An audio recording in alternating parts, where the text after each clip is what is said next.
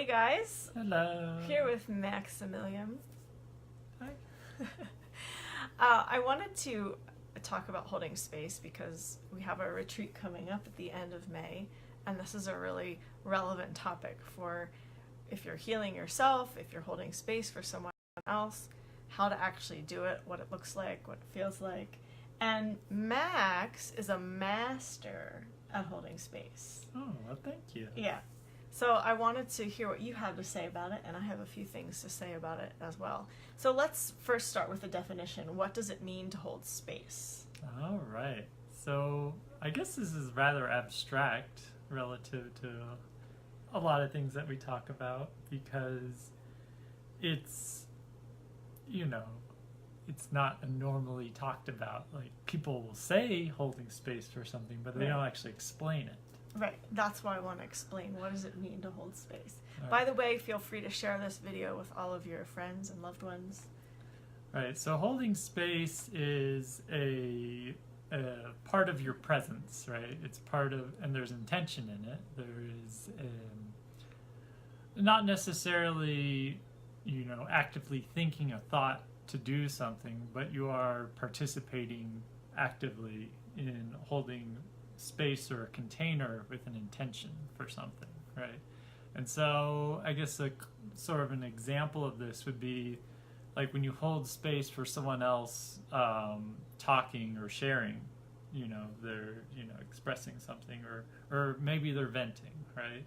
And so you're just letting them get it all out. So holding a safe space, that's sort of a common one that people do. And so if you're holding a safe space for someone and they go on and on for like an hour or two, you notice yourself getting exhausted because there is an effort to it, right? There's this, there is some sort of exertion in order to hold that space, right? And that can also be holding space for yourself, not getting dragged down into all the stuff that's going on. Yeah, right? and we'll get into more of that a little bit later. Yeah. For me, holding space is just showing up with your presence and allowing someone else to be in their expression. So whether they're venting or whether they're coming to you for healing or maybe it's just a family member that's sharing something, you're showing up in your full presence with love and allowing them to share their expression. Yeah.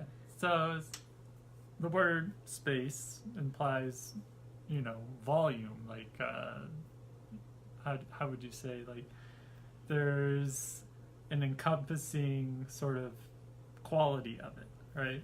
When you're holding that intention with that. Yeah, whatever it is that they're sharing. Right. So it can be other things though. So if you're holding space for something to manifest, or you're holding space for a certain timeline, or however.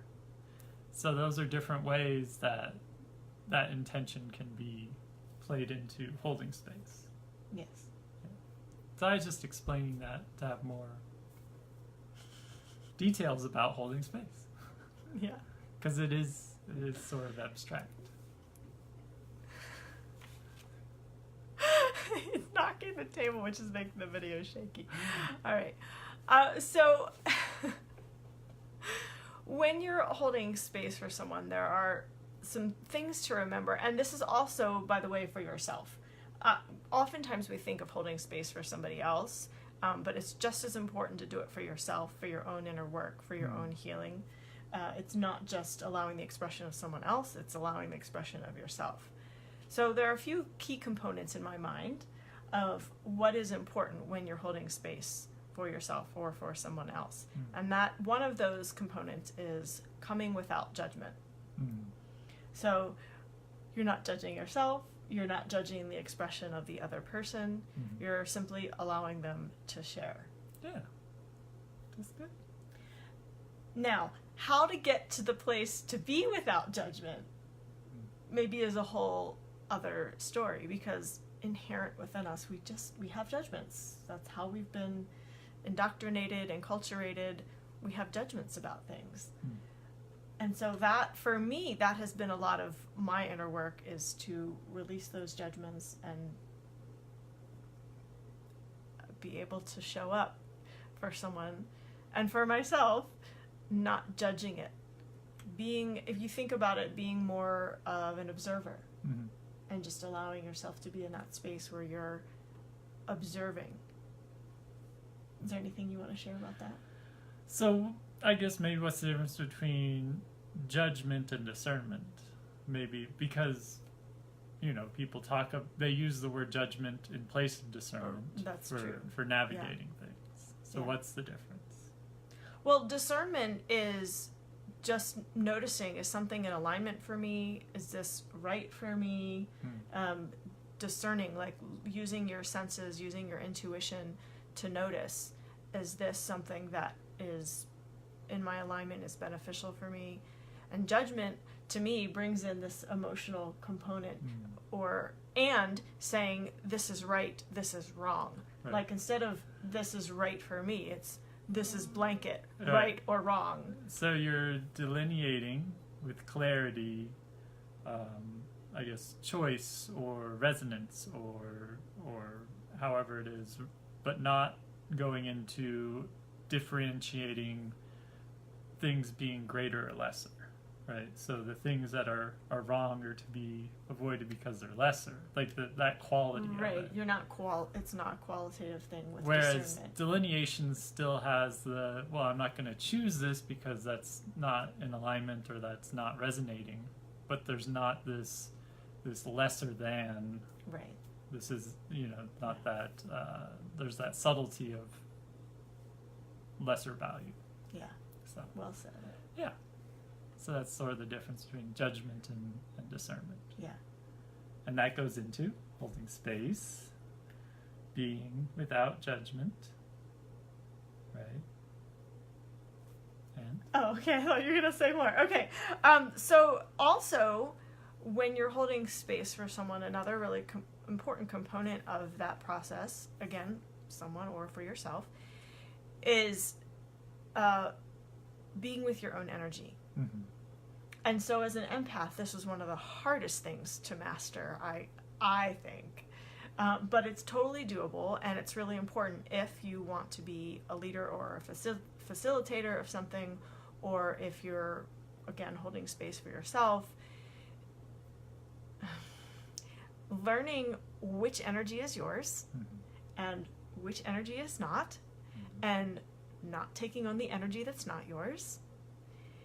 You can interact with it, you can engage with it, but that does not make it yours.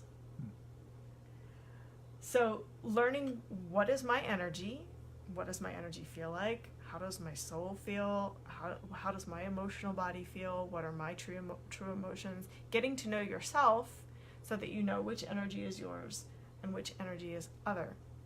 One of the pitfalls that I see with people trying to hold space for someone else, and they're sensitive and they're empaths, is that they react to the expression of another, or they react to the emotional reaction of another, and then it can potentially spiral, where everyone's just reacting to each other instead of staying centered within their own energy and maintaining their own energy center while allowing the other person to share. Yeah.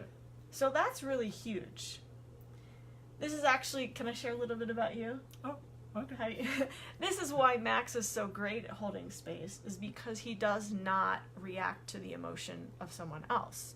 He's very good at maintaining his own energy center and staying within his own energy and not reaching out for someone else or allowing someone else's emotions to affect your state of being. Right. And there's a lot of things that play into sort of that way of navigating. Certainly compassion for others and their experience and perspective. So if I have compassion and I'm able to have an understanding of their perspective and perspective and perception, then I'm not extending my energy to try and understand. Like, I'm not reaching in trying to be in that, because I'm already allowing myself to have compassion from my own space, right? Ooh, beautifully said. And so that removes that sort of pattern of spiraling into or getting engaged in the narrative of whatever's going on, right? And so that sort of assists holding space and maintaining stability. So this compassion thing is interesting because a lot of people kind of get a little bit mixed up, as you know, the sensitive empaths I'm talking about, where they have empathy for what is being shared, and there's a very fine line between having compassion or empathy for someone and then getting involved or entangled with the emotion that's being expressed. Yeah. Anything you want to share about that? Well, that comes back to the reaching and the attachment, holding on to a person being in a certain state or energy, or moving into a certain state of energy, having an expectation, or trying to fix things, right? That sort of comes into when you're holding space, you're not trying to fix someone. Yeah. And the person that is being held space for wants to be felt, wants to be seen, wants to be acknowledged in whatever they're expressing. So that compassion piece is really important, because if you're not relating to them, you can just, it can appear that it's just very cold and you're, not engaged with what they're saying, you don't care about what they're saying. So that compassion piece is really important. Yeah. Because, we all want to be felt, we all want to be heard, we all want to be seen. And so while our facilitator is holding space for us, we want to have that experience of being acknowledged with what we're saying. Yeah. That's true. Yeah. So that's another important component. That wasn't in my notes, but that's a good one. to bring the compassion. And again, bringing the compassion while you're holding space does not mean that you're getting entangled with their expression or the energy that they're sharing. Right, and that can actually be a pretty big issue for people, is when they feel someone, at some subtle level, reaching at their energy or holding on to them. A lot of people, especially when they're in a space of, victimhood or vulnerability, there is a tendency for them to push, like trying to clear their own space, right? And so they'll try and sometimes push back to people that are trying to help them. And this is when you see the people frustrated with, like, I just want good things for them. And then the person's like, but I want my own space. And there's this dynamic of back and forth. Yes. And yeah.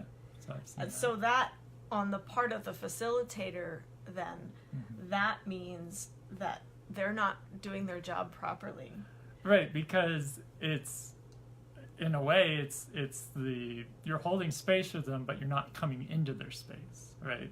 So you're providing the safe container, but you're not allowing them their own journey. Right. Well, in a way, you're trying to clear the space around them for them to feel themselves. I mean, that's in part it. But that's their job, not yours. Right. As the facilitator. And so, in a way, going into their space, you're kind of encroaching in space. You're not, right? So that's sort of an interesting dynamic. And that's an important distinction. When you're holding space for someone, you're not reaching into their space. You're centered. You're holding the space to allow them to explore. So it's a lot about presence. Yeah. Absolutely. And so the third point I have that we can kind of talk about here is emotional neutrality. And what I mean by that is that you're not inserting your emotions into their space. You're not taking their emotions on as your own. But you're holding just this neutral space of allowing whatever they need to emote, whatever they need to express or share. And it's, again, not hard and cold. It's not without warmth. It's not without compassion. But it's just an even, neutral space to allow their expression. Anything you want to say about that? Oh, I guess honoring what they're expressing and not, I guess, judging it, right? Yeah. So that goes back to the non-judgment, compassion. It all plays together. It all works together. And so how do you do it? I think the best way to practice holding space is to put yourself in the observer point of view, and to look, kind of from the outside in, and say, okay, what if you're holding space for yourself? Just notice your reactions, notice what you're expressing, what you want to express. Just observe, notice. Don't judge it. Don't make it right or wrong. Just notice. And then the same if you're holding space for someone else. Just be in that space of observing and noticing. Oh, this person said this. Oh, this person feels like that. And just practice being the observer. Nothing you need to fix, nothing you need to change.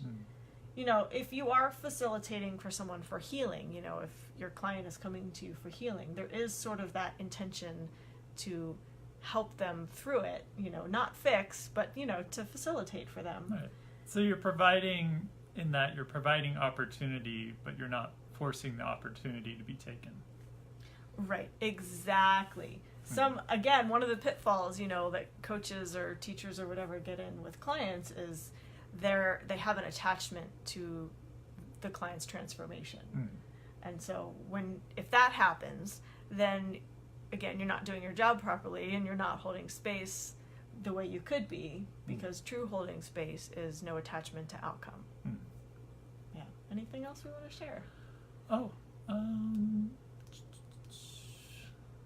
Do you guys have any questions? I know we don't have a lot of people live with us now, so but if you're watching the replay or you're watching this on YouTube, feel free to put your questions in the comments about this, and we'll answer them as we can.